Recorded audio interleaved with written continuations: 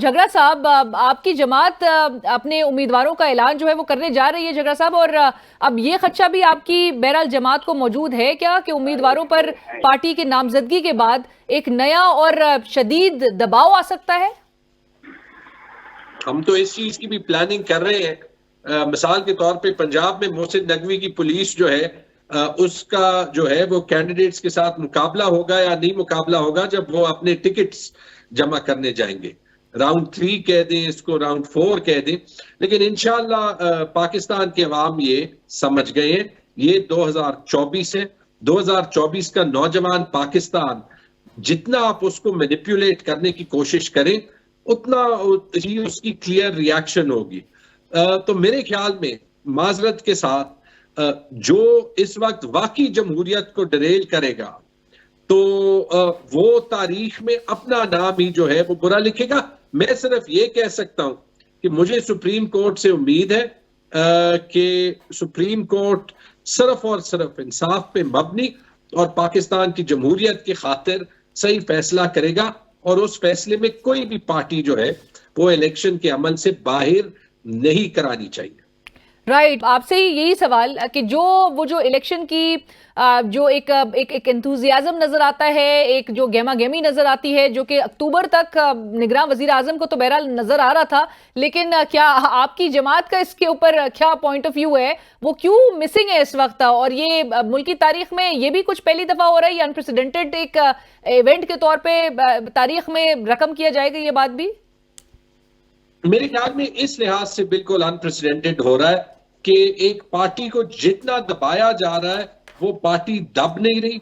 उसके साथ जो अवाम की सपोर्ट है, उसके लीडर इमरान खान के साथ जो अवाम की सपोर्ट है वो हिल नहीं रही। आज एक सर्वे भी आया, मैं वही बात करने चाहिए थी, गैलप सर्वे का, बिल्कुल, जिसमें वो जो पॉपुलैरिटी गैप है वो कम हो चुका है जी, जिसमें दिखाया गया कि पंजाब में जितने दिन नवाज शरीफ अपने कॉन्फ्रेंस रूम में छुपे हुए बुज़दिलों की तरह बैठते हैं उतनी उनकी ज्यादा मकबूलियत पंजाब में कम से कम ज्यादा होती है। तो मुझे ये नहीं पता कि पंजाब को अपने लीडर्स कॉन्फ्रेंस रूम में छुपे हुए बुज़दिलों की तरह नजर आने पे उनकी मकबूलियत ज्यादा होने का क्या शौक है। लेकिन मैं यही कह रहा हूं कि एक बड़ा सरियल माहौल है। जब पीटीआई को नई इलेक्शन कैंपेन करने दिया जा रहा तो हमारे जो मुखालिफ हैं उनकी कैंपेन्स में भी कोई जान नहीं है। और फिर आप देख लें जो हमारे दो सूबों में जो दो सबसे बड़े मुखालिफ हैं, पंजाब में नवाज शरीफ छुपे हुए और कैंपेन ही नहीं नजर आ रही। फजल रहमान तो पता नहीं अफगानिस्तान में इलेक्शन कैंपेन करने चले गए। ये भी एक तारीखी जो है वो वाकया है कि वो कह रहे हैं कि पंजाब के पाकिस्तान में इलेक्शन ना हो, खुल्लम खुल्ला कह रहे हैं, और अफगानिस्तान में पहुंच गए। तो इंशाअल्लाह हम तो सामना भी करेंगे, और मुझे 100% यकीन है कि इस टाइम पाकिस्तान के अवाम ने एक रास्ता ढूंढ लिया है अपने प्रोटेस्ट रजिस्टर करने का, और वो है इंशाअल्लाह कि 8 फरवरी को जो भी हो उन्होंने वोट इमरान खान को देना है। वोट आप कहते हैं उन्होंने इमरान खान साहब को देना है। कमर दिलशाद साहब, if you can hear me sir, मैं आपसे पूछ रही थी कि आपने जहां पर जिक्र किया कि एक मुनफरिद रिवायत नजर आ रही है जहां पे इलेक्शन कमीशन और एक सियासी जमात के दरमियान जो मामलात है जिस तरह उनमें उनको तूल दिया जा रहा है, बट क्या ये भी आप समझते हैं कि एक यूनिक बात है कि इलेक्शन से कबल हमें वो इलेक्शन का माहौल नहीं नजर आ रहा मुल्क में? माहौल तो आहिस्ता आहिस्ता नजर आएगा। आप ये कब कमर दिलशाद साहब, 1 महीने से कम का अरसा रह गया है। अभी कोई ये बात बहुत कम दिन रह गए, 22 दिन रह गए हैं, लेकिन बात दुरुस्त फरमा रही हैं आप, तो माहौल तो नहीं बन रहा। लेकिन देखिए आप 2018 में क्या हुआ था। 2018 में ये हुआ था कि जनाब एक रात पहले हनीफ अब्बासी को अरेस्ट कर लिया। बैलेट पेपर छप गए, बैलेट पेपर छप चुके थे, तो बाद में एकदम उसको डिस्क्वालीफाई कर दिया। तो बैलेट पेपर की जगह पर नया जो कैंडिडेट खड़ा नहीं हुआ तो वो इलेक्शन जो है उस हल्के में मुलतवी कर दिया गया। राइट, बट वो एक कैंडिडेट थे कमर दिलशाद साहब, कतल कलामी की माफी, लेकिन यहाँ पर एक पार्टी के साथ किया जा रहा है। उन्हीं पूरी पार्टी के अब उस 2018 के इलेक्शन भी जो थे वो भी इसी अंदाज में चल रहे थे। कोई अरेस्ट हो रहा था, कोई फार हो रहा था। ये सारे मामला जो होते हैं हमारे मौसमी हालात के मुताबिक फैसले होते हैं। अब देखिए कि सुप्रीम कोर्ट खुद तकसीम हो गई है। सुप्रीम कोर्ट जो पाकिस्तान जो है उसकी भी क्रेडिबिलिटी जो है, देखें किस अंदाज से जज, ठीक है, एक इजाजुल हसन के बारे में तो कोई केस नहीं था, उसने इस्तीफा दे दिया।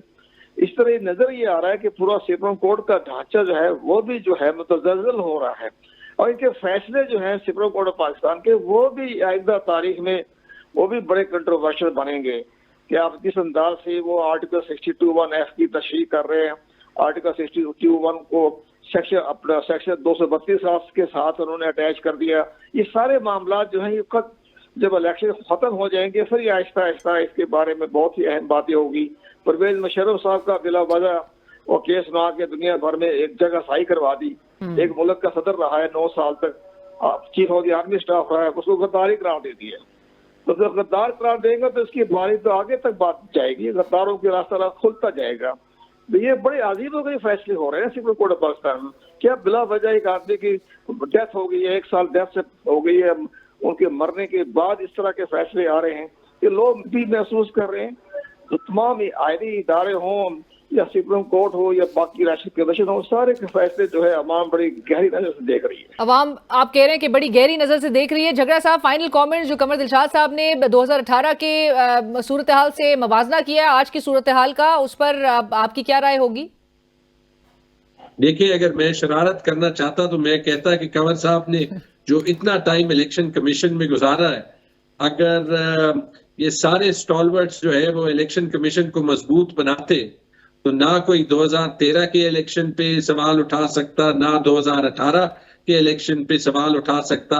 और जो आज हो रहा है, माजरत के साथ, उसने तो 2018, 13, 8, 2, 97, 93, 90, 88 सब में रिगिंग मिला भी देना तो जो आज हो रहा है उसके आधे तक भी नहीं पहुंचती। कंवर साहब तो खुद ही वैसे हैरानगी का इजहार कर रहे हैं, वो तो खुद ही परेशान है कि ये बड़ी यूनिक, वो कहते हैं मुनफरिद रिवायत है जो कायम हो रही है। नहीं होनी चाहिए, हमें अवाम की राय पे ट्रस्ट होना चाहिए। और ये आप देखें कि अगर इलेक्शन कमीशन के जो अहदेदार हैं उनको मेडिकल लीव पे नहीं जाना चाहिए, उनको सिकंदर सुल्तान राजा साहब से लेके अपनी रिस्पॉन्सिबिलिटी अदा करनी चाहिए। पाकिस्तान की कॉन्स्टिट्यूशनल डेमोक्रेसी उनके हाथ में है। मैं कम से कम अगर उस ओहदे पे होता तो ये ना चाहता कि मेरा नाम तारीख में ऐसे लिखा जाए कि इस बंदे की वजह से या इस इदारे की वजह से इस वक्त में पाकिस्तान के इलेक्शंस इतना मुतनाज़े हुए और पाकिस्तान को इतना नुकसान पहुंचा कि वो होना नहीं चाहिए था।